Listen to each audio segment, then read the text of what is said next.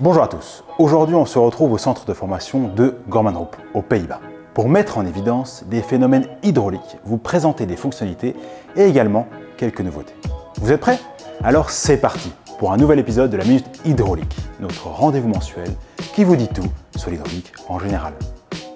Avec la démocratisation de l'utilisation d'un variateur de fréquence, il est possible de faire varier la vitesse de rotation de la pompe durant la phase d'amorçage. Mais quelle va être cette influence? Eh bien, c'est ce que nous allons tester directement.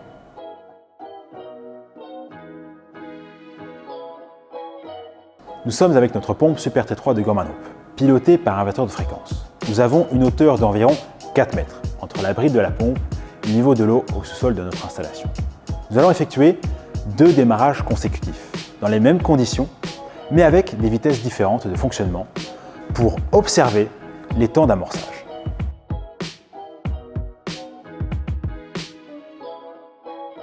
Ce temps d'amorçage est défini par la capacité que cette pompe a à évacuer la quantité d'air qui est emprisonnée dans la cagnation d'aspiration.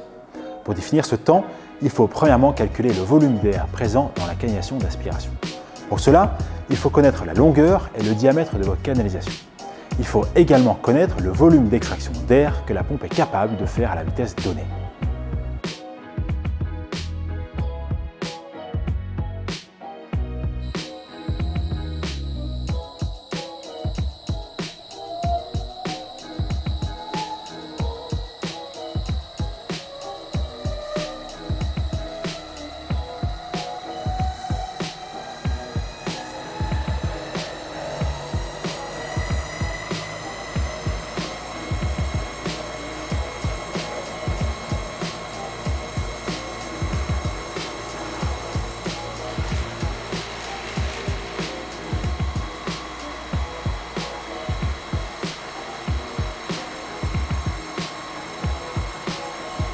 Notre test nous a démontré qu'à vitesse plus élevée, ce temps allait être bien plus faible.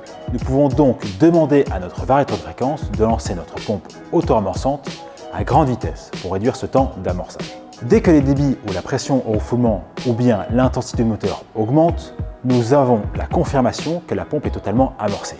Nous pouvons donc demander au variateur de fréquence de revenir à la vitesse de fonctionnement de votre application.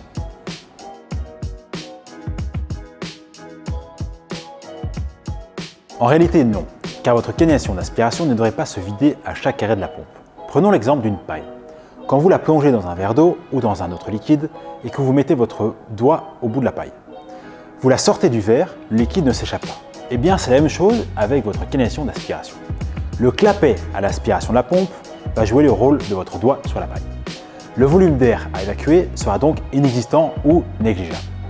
Ce temps d'amorçage sera donc à prendre en compte lors de la première mise en route ou après une maintenance qui aura nécessité la vidange de la pompe. Voici donc encore un avantage insoupçonné de l'utilisation d'un variateur de fréquence dans le pilotage d'une pompe de relevage. Et voilà, c'est tout pour aujourd'hui. J'espère que cette vidéo vous a plu. N'hésitez pas à liker, à partager et à vous abonner à nos différents réseaux sociaux.